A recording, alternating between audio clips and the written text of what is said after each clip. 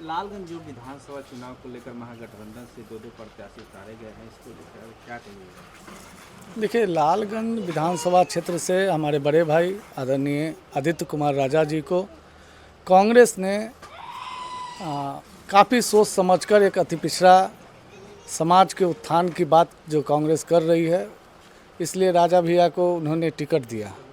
और 16 तारीख को मेरे बड़े भाई को सिंबल दिया गया महागठबंधन की ओर से, और 17 तारीख को हम लोगों ने नॉमिनेशन किया।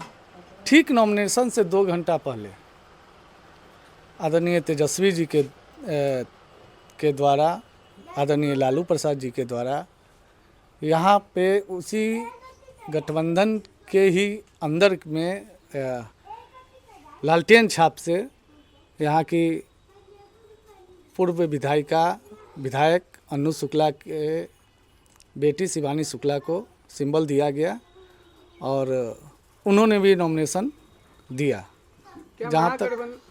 जहाँ तक मुझे जानकारी है कि किसी दबाव में आके एक झूठा लिफाफा धरा दिया गया जो कि वो सिंबल पर नॉमिनेशन दे दे, लेकिन मैं आप लोगों को अधिकृत सिंबल नहीं है जो दिया गया है, लेकिन मैं आप लोगों को स्पष्ट कर देना चाहता हूं कि जहां तक मुझे जानकारी है कि महागठबंधन में इस बार तेजस्वी जी की सरकार बनने जा रही है और तेजस्वी जी कहीं से ऐसा कोई काम नहीं करेंगे कि उनकी सरकार बनते बनते रह जाए।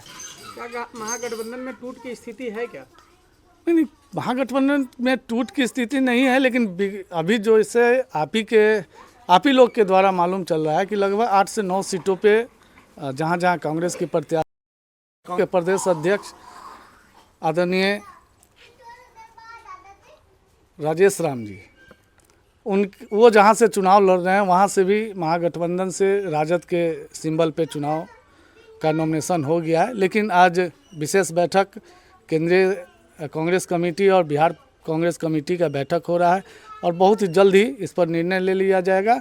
और जहां जहां जो पहले सिंबल जिसको मिल चुका है, जो गठबंधन में जितनी सीटें हमें मिली है उतनी सीटें पर कोई भी गठबंधन के कोई भी प्रत्याशी अगर नामांकन किए हैं तो निश्चित रूप से उनका नामांकन वापस होगा। अगर नामांकन वापस नहीं होगा तो क्या रणनीति रहेगी? देखिए, नामांकन वापस तो होना ही है। अगर नामांकन वापस नहीं होता तो आप समझ लीजिए कि एक तरह से महागठबंधन में टूट हो जाएगी। और अगर ऐसा होता है तो आने वाला जो दूसरे चरण का मतदान या नॉमिनेशन जो भी होगा उसमें कांग्रेस 122 सीट पर अकेले चुनाव लड़ेगी। ये आपका कहना है कि कांग्रेस कमेटी का कहना है? नहीं, जैसा कि प्रेस विज्ञप्ति से जानकारी हुई है, क्योंकि जब आपने हमें 61 सीट दे दिया तो 61 सीट में ही, या जिस प्रकार अभी एनडीए में भी आप लोगों ने देखा है कि चिराग जी को महुआ सीट दे दिया गया, ये लालगंज सीट दे दिया गया, उसके बाद भाजपा ने अपना प्रत्याशी उतार दिया। तो इसी प्रकार है कि निश्चित रूप से इस गठबंधन में सभी लोग आपस में बैठ के, शीर्ष नेतृत्व बैठ के और आपस में फैसला लेंगे और पार्टी का जो भी निर्देश होगा हम लोग करेंगे। एक आरोप ये भी लग रहा है कि आपके जो बड़े भाई हैं उनको जब लालगंज विधानसभा से टिकट दी गई है तो उसमें एक आरोप लग रहा है कि पप्पू यादव जी के द्वारा जो है जबरदस्ती उनको टिकट दिया गया है यहाँ पर। नहीं, जबरदस्ती नहीं दिया गया, क्योंकि ये सीट अति पिछड़ा की सीट और ये सीट शुरू से बैस बनिया का सीट आदरणीय लालू प्रसाद जी के द्वारा ही बनाया गया है। जब 2090 में जब लालू प्रसाद जी की 1990 में जब लालू प्रसाद जी की सरकार बनी थी तो यहाँ से सबसे पहले बैस समाज के ही उम्मीदवार को यहाँ से उतारा गया। यहाँ से 3 बार बैस समाज के ही विधायक बने हैं और इसी को देखते हुए कांग्रेस ने भी अपनाया है कि यहाँ से बैस समाज के, अति पिछड़ा समाज के बच्चा को किसी को भी टिकट देके यहाँ से विधानसभा पहुँचाने का काम करेंगे। आप विधानसभा में चुनाव जब क्षेत्र में उतरिएगा तो जनता को क्या कह करके, मतलब क्या आपका योजना रहेगा जिससे आपको जनता आपके पीछे आपको वोट करे? जैसे देखिए, मेरा मुख्य शुरू से ही विकास का एक बहुत मेरे अंदर विकास करने का एक जज्बा है। आप देख भी सकते हैं, जब से मैं जिला परिषद अध्यक्ष बना हूँ तब से लगभग 25 सालों में 20 सालों में जो भी काम पंचायती राज में जिला परिषद के माध्यम से जितना काम नहीं हुआ था उतना काम मैं अकेले 1.5 साल में अभी तक किया हूँ। और यही सब लालगंज में पिछले कितने सालों से, जो भी 15 सालों से तो खुद अनु शुक्ला जी और मुन्ना शुक्ला जी विधायक रहे, लेकिन क्या किए नहीं किए वो सारी जनता जानती है। उसके बाद फिर अभी भाजपा के विधायक हैं, सिर्फ बोलते हैं, मुरेठा बांधते हैं। तो सिर्फ मुरेठा बांधने से और बोलने से कोई काम नहीं होने वाला है। लालगंज के लोगों को कैसे विकास हो, ये हम लोगों ने एक अपना स्ट्रेटजी बनाया है और निश्चित रूप से लालगंज को बिहार में नंबर 1 विधानसभा बना के आप लोगों को दिखाऊंगा। आपका 5 मुख्य एजेंडा। सबसे पहले यहाँ पर फैक्ट्रिया की स्थापना कराना एक, और जितने भी सड़क हैं गांव से जोड़ने वाली जितने भी सड़कें हैं उन सबको दुरुस्त कराना। शिक्षा के प्रति गरीब से गरीब बच्चा को पढ़ाई के प्रति उसको आगे बढ़ा के और उसको मदद करके शिक्षा दिलवाना, और स्वास्थ्य के प्रति, और सबसे बड़ा बात है जो यहाँ से हमारे नौजवान साथी जो बाहर जाते हैं कमाने उस पलायन को रोकना है और उसको यहीं पे ही ऐसा रोज़गार मुहैया कराना है, यहीं पर ही उनको रोजी रोज़गार दिलवाना है कि वो बाहर न जाए और यहीं घर में रह के काम करे। आपसे और रहेगा कि आप भी यहाँ वैशाली विधानसभा से जन सुराज के लिए तैयारी कर रहे थे। जी जी। और फिर बाद में बातें क्या कुछ हुई, आप पे आरोप लग रहा है कि आप बी टीम के रूप में काम कर रहे हैं।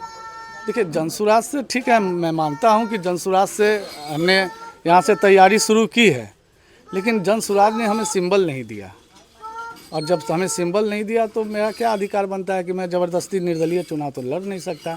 इसी बीच में हमारे बड़े भाई को, जो कांग्रेस में काफ़ी दिनों से प्रयत्नशील थे, कांग्रेस में अपना आस लगाए हुए थे और काम भी कर रहे थे, उनको कांग्रेस ने बुला के सिंबल दिया है, तो हम उनके समर्थन में हैं।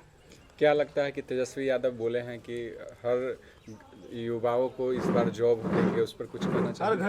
हर घर में एक नौकरी। देखिए, सरकार जब बनती है तो कहीं ना कहीं से तो इस पर विचार किया ही जाएगा ना। क्या है कि वो 17 महीना जब मुख्यमंत्री थे तो 5 लाख नौकरी देने का काम किए हैं, तो क्या लगता है कि वो भी एक फैक्टर हो सकता है?